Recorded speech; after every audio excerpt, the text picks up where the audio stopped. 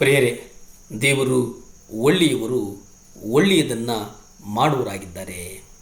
ಯೇಸು ಕ್ರಿಸ್ತನು ಎಲ್ಲವನ್ನು ತ್ಯಜಿಸಿ ಸಿದ್ಧರಾಗಿರುವ ಜನರು ಮಾತ್ರ ಯಥಾರ್ಥವಾಗಿ ಕ್ರೈಸ್ತ ಸಭೆಯನ್ನು ಕಟ್ಟುವುದಕ್ಕೆ ಶಕ್ತರಾಗಿದ್ದಾರೆ ಎಂಬುದಾಗಿ ಒಂದು ಕಡೆ ಉಲ್ಲೇಖ ಮಾಡ್ತಾರೆ.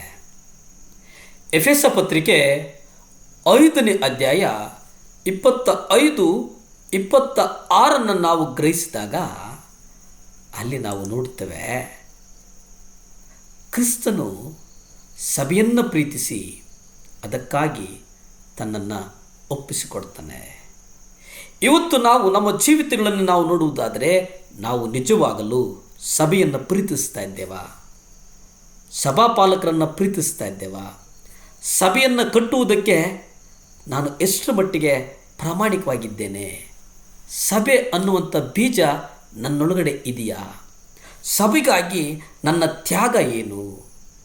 ಸಭೆಯ ಕುರಿತು ನಾನು ಅರಿತಿರುವಂಥದ್ದು ಏನು? ಹೀಗೆ ಅನೇಕ ಪ್ರಶ್ನೆಗಳು ನಮ್ಮನ್ನು ಎದುರಿಸ್ತವೆ. ಎಫೆಸ 5ನೇ ಅಧ್ಯಾಯ 25-26 ಹೇಳ್ತದೆ, ಪುರುಷರೇ, ನೀವು ನಿಮ್ಮ ಹೆಂಡತಿಯರನ್ನು ಪ್ರೀತಿಸಿರಿ, ಯಾಕೆಂದರೆ ಕ್ರಿಸ್ತನು ಸಹ ಸಭೆಯನ್ನು ಪ್ರೀತಿಸಿ ಅದಕ್ಕಾಗಿ ತನ್ನನ್ನು ತಾನೇ ಒಪ್ಪಿಸಿಕೊಟ್ಟನು.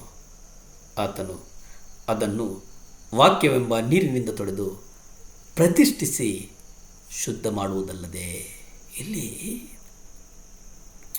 ಇಂದು ಸಭೆಯನ್ನು ಕಟ್ಟೋಕ್ಕೆ ಬಯಸೋಕ್ಕೆ ಪ್ರತಿಯೊಬ್ಬನು ಒಂದು ಬೆಲೆ, ಒಂದು ತ್ಯಾಗ, ಒಂದು ತಾಳ್ಮೆ, ಒಂದು ಸಮಯವನ್ನು ಕೊಡಬೇಕಾಗ್ತದೆ. ಪ್ರಿಯರೇ, ನೀವು ಸಮಯವನ್ನು ಕೊಟ್ಟಾಗ, ನಿನ್ನನ್ನು ನೀನು ಒಪ್ಪಿಸಿಕೊಟ್ಟಾಗ ಸಭೆಯನ್ನು ಕಟ್ಟುವುದಕ್ಕೆ ಸಾಧ್ಯ ಆಗ್ತದೆ. ಪ್ರತಿದಿನವೂ ತನ್ನ ಸ್ವೇಚ್ಛಾ ಜೀವನವನ್ನು ಸಂಪೂರ್ಣವಾಗಿ ತ್ಯಜಿಸಿಬಿಡಬೇಕಾಗ್ತದೆ. ಕ್ರಿಸ್ತನ ದೇಹದ ಸಭೆಯನ್ನು ಕಟ್ಟೋದಕ್ಕೆ ಇದಕ್ಕಿಂತ ಹೊರತು ಮತ್ತೆ ಯಾವ ಮಾರ್ಗನೂ ಇಲ್ಲ ಎಂಬುದನ್ನು ಅರಿಯಬೇಕಾಗ್ತದೆ. ನಾವು ಮಾನವ ಇತಿಹಾಸದಿಂದ ಆದಿಯಿಂದಲೂ ನಾವು ನೋಡ್ತೇವೆ. ಕಾಯಿನ ಜೀವಿತವನ್ನು ನೋಡಿ. ಕಾಯಿನ್ ದೇವರಿಗೆ ಕೇವಲ ಒಂದು ಕಾಣಿಕೆಯನ್ನು ತಂದನು ಮತ್ತು ದೇವರು ಅದನ್ನು ತಿರಸ್ಕರಿಸಿದರು. ಆದರೆ ಹೆಬೇಲನು ತನ್ನ ಕುರಿಯ ಮಂದೆಯಿಂದ ಅತ್ಯುತ್ತಮವಾದದ್ದನ್ನು ತರ್ತಾನೆ. ದೇವರು ಅದನ್ನು ಸ್ವೀಕರಿಸಿದರು. ಆದಿಕಾಂಡ 4ನೇ ಅಧ್ಯಾಯ 3-5 ನೀವು ನೋಡಿ. ಕಾಲಾಂತರದಲ್ಲಿ ಸಂಭವಿಸಿದ್ದೇನೆಂದರೆ, ಕಾಯಿನನು ಹೊಲದ ಫಲವನ್ನು ಕರ್ತನಿಗೆ ಕಾಣಿಕೆಯಾಗಿ ತಂದನು. ಹೆಬೇಲನು ಸಹ ತನ್ನ ಮಂದೆಯಿಂದ ಕೊಬ್ಬಿದ ಚೊಚ್ಚಲವಾದವುಗಳನ್ನು ತಂದನು. ಆಗ ಕರ್ತನು ಹೆಬೇಲನನ್ನು ಅವನ ಕಾಣಿಕೆಯನ್ನು ಗೌರವಿಸಿದನು. ಆದರೆ ಇಲ್ಲಿ ನೋಡಿ, ಇಲ್ಲಿ ಗಮನಿಸಬೇಕು ನೀವು. ಕಾಯಿನನನ್ನು ಅವನ ಕಾಣಿಕೆಯನ್ನು ಆತನು ಗೌರವಿಸಲಿಲ್ಲ. ಆಗ ಕಾಯಿನನು ಬಹು ಕೋಪಗೊಂಡನು, ಅವನ ಮುಖವು ಕಳೆಗುಂದಿತು. ಪ್ರಿಯರೇ, ನಾವು ತರುವಂಥ ಕಾಣಿಕೆಗಳು ಬಹಳ ಕಡಿಮೆ ಖರ್ಚಿನಲ್ಲಿ ಸಿಗುವಂಥವು, ಯಾವುದೇ ಖರ್ಚು ಮಾಡದೆ ಸಿಕ್ಕಿದ್ದವುಗಳು.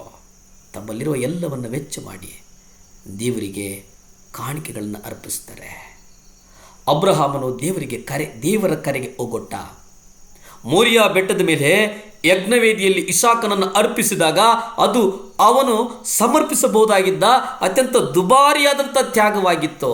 ಹೀಗೆ ಅವನು ಹೆಬೇಲನ ಹೆಜ್ಜೆಯನ್ನು ಅನುಸರಿಸ್ತಾನೆ. ಆದಿಕಾಂಡ 22 ನೀವು ಓದಿಕೊಳ್ಳಿ.